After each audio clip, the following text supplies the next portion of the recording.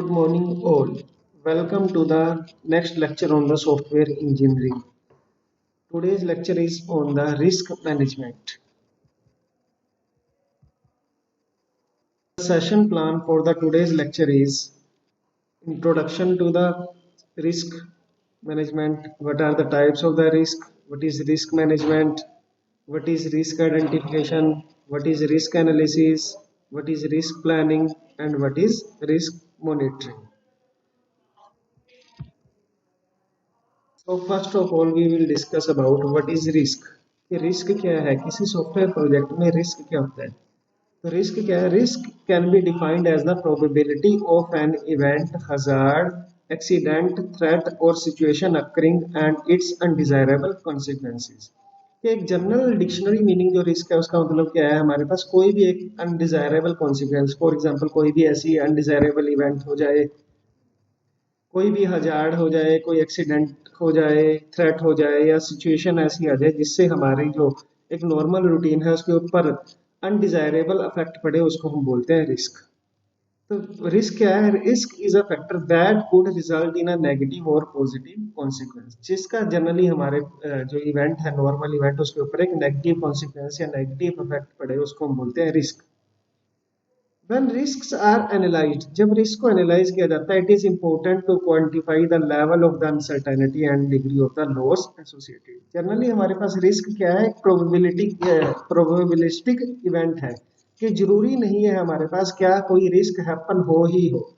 तो रिस्क को जब भी हम आइडेंटिफाई करते हैं तो उसके लिए हमें दो चीजें पता होनी चाहिए. एक तो कि what is the probability of happening that event, means uncertainty, the quantify the level of uncertainty के रिस्क होने की जो प्रोबेबिलिटी है वो क्या है, और उससे जो हमारा ओवरऑल डिग्रेड हो रहा है, लॉस हो रहा है, वो कितना इम्पेक्ट कर रहा है हमारे प्रोजेक्ट को. That is important for the risk. Risk always involves, तो रिस्क में दो चीजें जैसा भी हमने डिस्कस किया है होंगी. क्या, एक अनसर्टेनिटी. अनसर्टेनिटी का मीन्स द रिस्क मे और मे नॉट हैपन, कि रिस्क हो भी सकता है, नहीं भी हो सकता है. और दूसरा जो है लॉस, कि अगर रिस्क हैपन हो जाता है, इफ रिस्क बिकम्स रियलिटी, तो जो उसका हमारे सिस्टम के ऊपर कितना इफेक्ट पड़ेगा, उससे हमें कितना लॉस हो रहा है. तो ये दो चीजें जरूरी हैं किसी भी रिस्क एनालिसिस के लिए. तो रिस्क क्या होगा, risk is probability of occurrence of that event into impact if it happened. कि अगर कोई इवेंट हो रही है, कोई रिस्क हैपन हो गया है, तो उससे कितना इफेक्ट पड़ रहा है, इन दोनों की मल्टीप्लिकेशन इज नोन है equal to the risk. What is risk management. तो रिस्क मैनेजमेंट क्या है, risk management is the area which tries to ensure that impact of the risk is minimal on cost, quality and schedule. Risk management क्या है, risk management हमारे पास एक ऐसी activity है जिससे हम जो रिस्क का इम्पैक्ट है, कॉस्ट, क्वालिटी और शेड्यूल, उसको या तो बिल्कुल ही जीरो कर दें या फिर उसको मिनिमाइज कर दें. That is known as the risk management. And why the risk management is so important. तो रिस्क मैनेजमेंट इंपॉर्टेंट क्यों है, history of software development is full of major and minor failures. जैसा कि हमारे पास हिस्ट्री हमारे पास है कि बहुत बड़े बड़े प्रोजेक्ट्स हमारे क्या हुए हैं, फेल हो जाते हैं, because risk were not identified and managed properly. और उनके फेल होने का मेन कारण क्या था, क्योंकि वहां पे रिस्क को आइडेंटिफाई और मैनेज ठीक ढंग से नहीं किया गया था. इसकी वजह से क्या हुआ था, अगर इसको हम आइडेंटिफाई नहीं करेंगे और मैनेज नहीं करेंगे तो प्रोजेक्ट रन ओवर बजटेड. जो प्रोजेक्ट है वो ओवर बजटेड हो जाता है. बिहाइंड द शेड्यूल, शेड्यूल उसका पीछे सरक जाता है हमारे पास. सम अबंडन मिडवे, और कई बार प्रोजेक्ट हमें बीच में ही छोड़ना पड़ जाता है. Software is difficult undertaking, lots of things can go wrong. Understanding the risk and taking proactive measure to avoid the manage them is the key element of a good software project management. इसमें क्या कहा है, क्योंकि software का एक intangible product है. Intangible जो हमारे पास क्या हो, एक अमूर्त, जिसको हम देख नहीं सकते. ये किस में है, हमारे पास एक प्रोजेक्ट की फॉर्म में है, लाइंस ऑफ कोड या सॉफ्टवेयर की फॉर्म में है.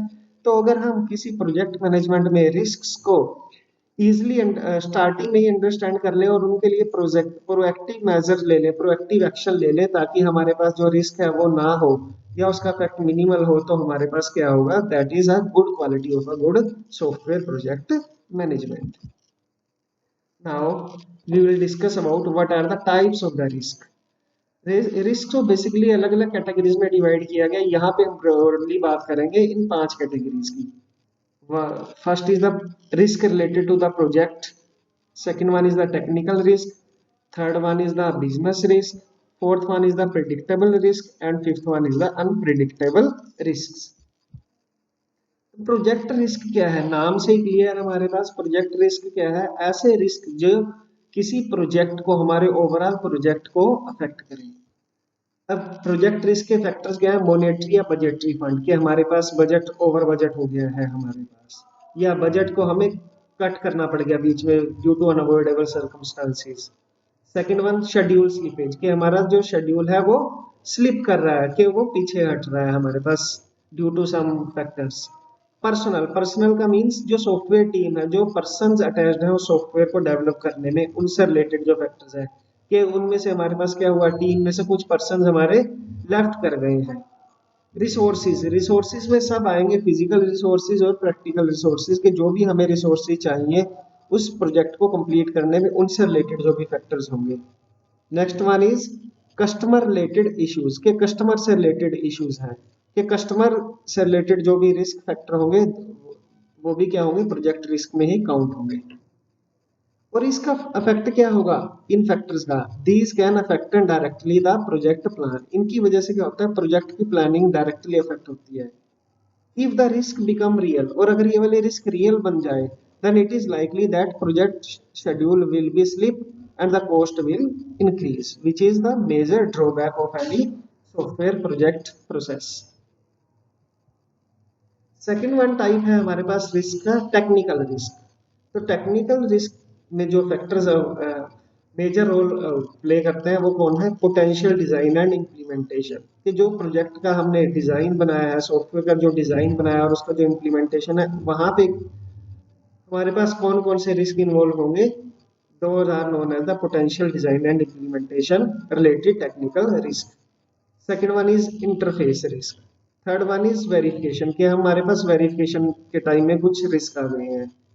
Third fourth one is testing and maintenance issues, उनसे रिलेटेड जो रिस्क है वो भी यहाँ पे ही काउंट होंगे, जो टेस्टिंग से और मेंटेनेंस से रिलेटेड है। Fifth one is technical uncertainty, कि प्रोजेक्ट टेक्निकली फिजिबल ही ना हो, उस तरह के रिस्क क्या होंगे हमारे पास, टेक्निकल रिस्क में काउंट होंगे। और इनका भी इफेक्ट क्या होगा? These can affect the project quality and the timeliness, इनकी वजह से क्या होगा, प्रोजेक्ट की क्वालिटी अफेक्ट होगी, डिग्रेड हो सकती है, और टाइमलीनेस भी अफेक्ट हो सकती है, मींस प्रोजेक्ट हमारा लेट हो सकता है, शेड्यूल स्लिपेज हो सकती है अगेन।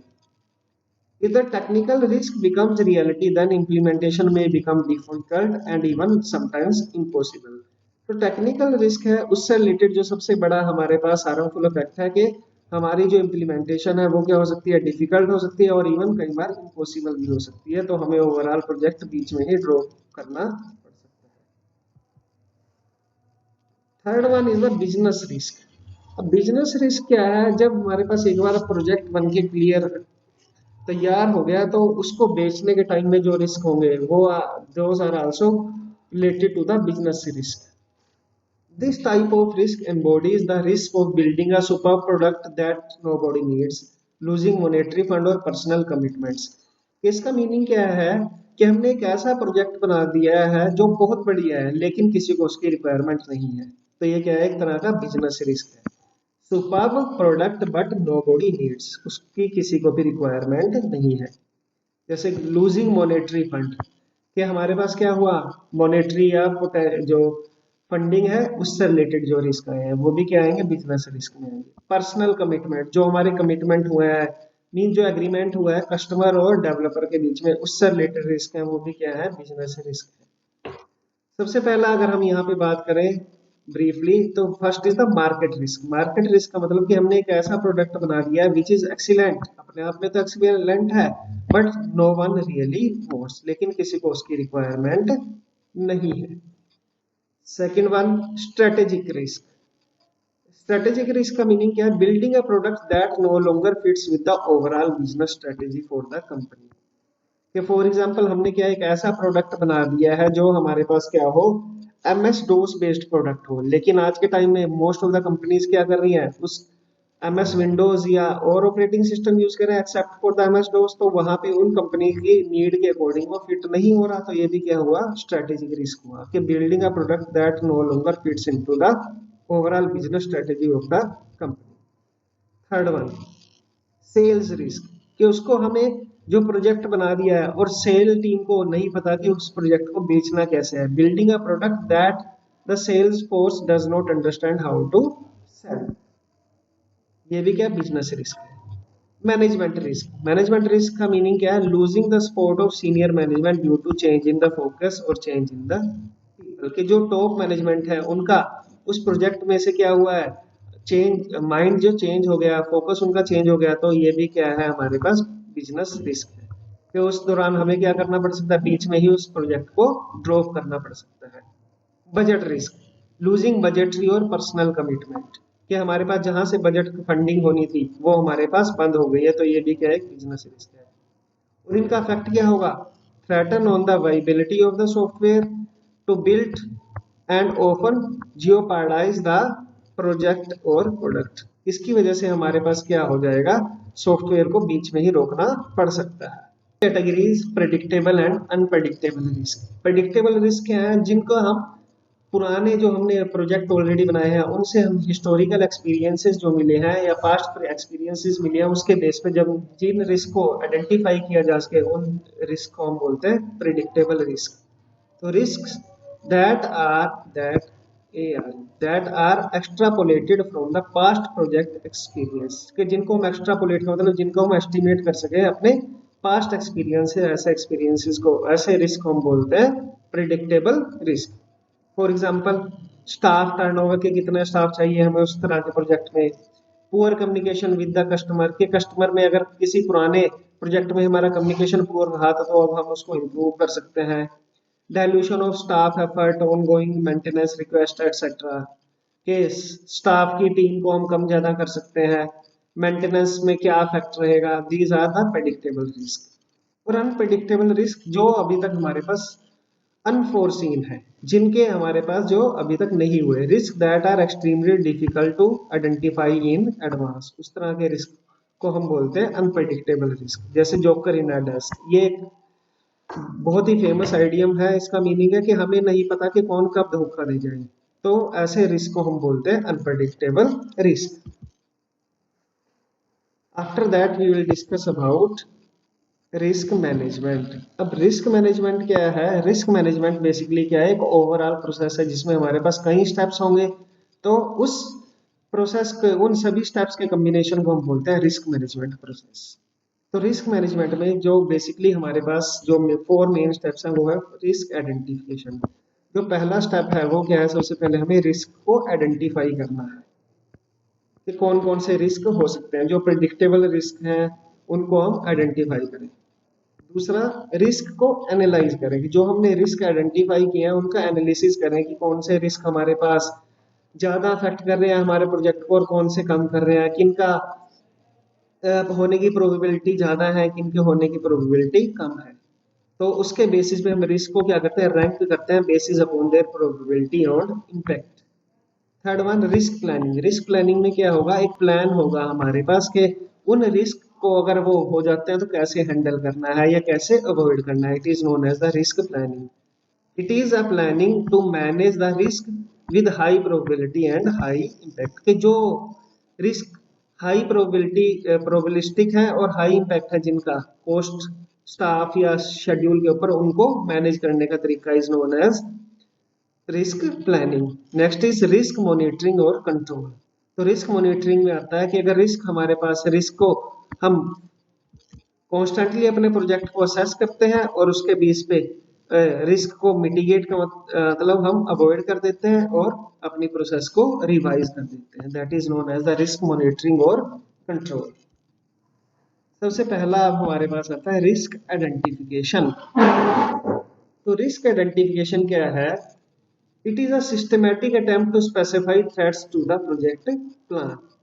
इस सिस्टमैटिक वे से आइडेंटिफाई करना एज थ्रेट्स को जो सॉफ्टवेयर प्रोजेक्ट के को हमारे अफेक्ट करें, जिसमें हम एस्टिमेट करते हैं schedule, estimate of cost, schedule को एस्टिमेट करते हैं, रिसोर्सेज क्या क्या लगेंगे, इनके बारे में जो रिस्क आ सकते हैं उनको आइडेंटिफाई किया जाता है in a systematic way.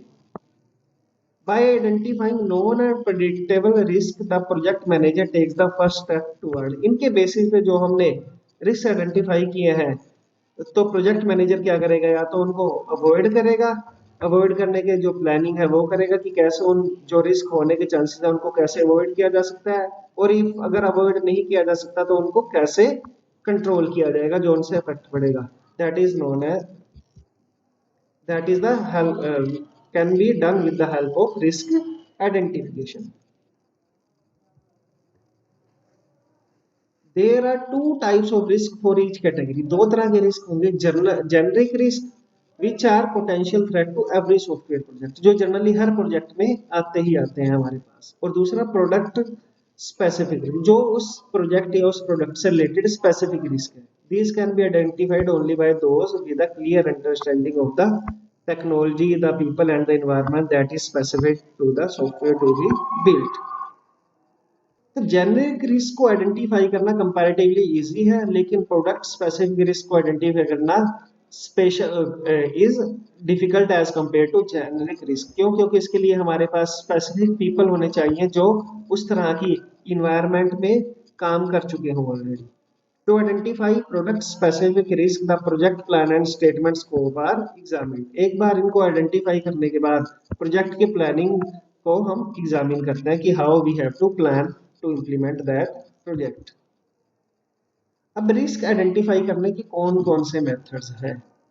One of the method for identifying risk is to create a risk item checklist. हम क्या करते हैं, कौन कौन से रिस्क आ सकते हैं उनकी हम चेकलिस्ट बनाते हैं, और उस चेकलिस्ट के बेस पे हम फिर उनकी रैंकिंग करते हैं। तो फर्स्ट क्या है, checklist can be used for risk identification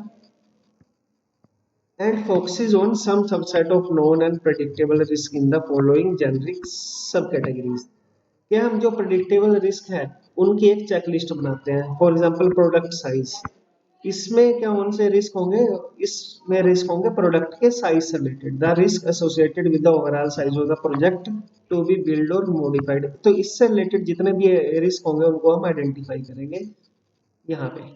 दूसरा बिजनेस इम्पैक्ट, ऐसे रिस्क जिनका अफेक्ट क्या हो बिजनेस के ऊपर, risk associated with the constraint imposed by management और द मार्केट प्लेस, कि मैनेजमेंट ने क्या हमारे पास कंस्ट्रेंट्स लगाई है, या मार्केट में जब उसको सेल करने जाएंगे तब हमारे पास कौन सी सरकम कंडीशंस होंगी, तो उनसे रिलेटेड जो रिस्क होंगे वो होंगे बिजनेस इम्पैक्ट रिस्क।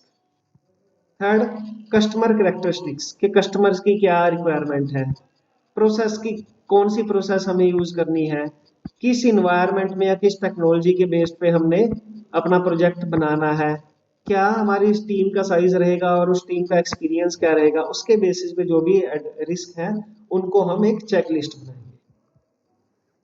और ये चेकलिस्ट बनाने के बाद हम करेंगे risk, second phase is the risk analysis.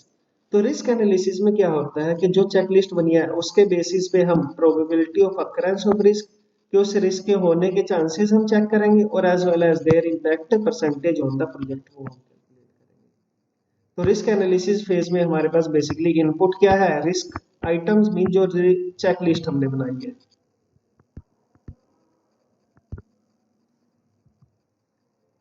Checklist हमने बनाई है, और इसका आउटपुट क्या आएगा, probability of occurrence of the risk as well as the amount of the loss happen due to that risk.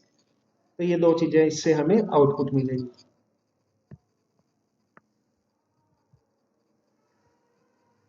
तो रिस्क एनालिसिस में हम क्या करेंगे, सबसे पहले जो रिस्क आए हैं उनको प्रायोरिटाइज करेंगे कि किस रिस्क का इफेक्ट ज्यादा है, किस रिस्क का इफेक्ट क्या है कम है। जैसे हमारे it helps us to focus on most critical risk, ताकि हम सभी रिस्क को अंडरस्टैंड के ऊपर एम्फेसिस ना करके जो मोस्ट क्रिटिकल रिस्क हैं उनके ऊपर ही कंसंट्रेट कर सके।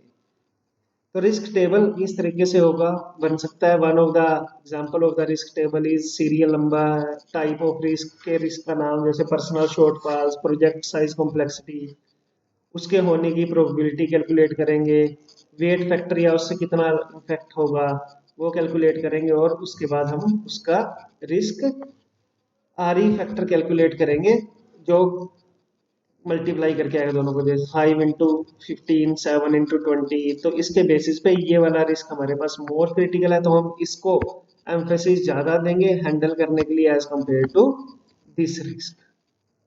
तो it is the table for risk prioritization. Risk impacts are divided into the 4 categories.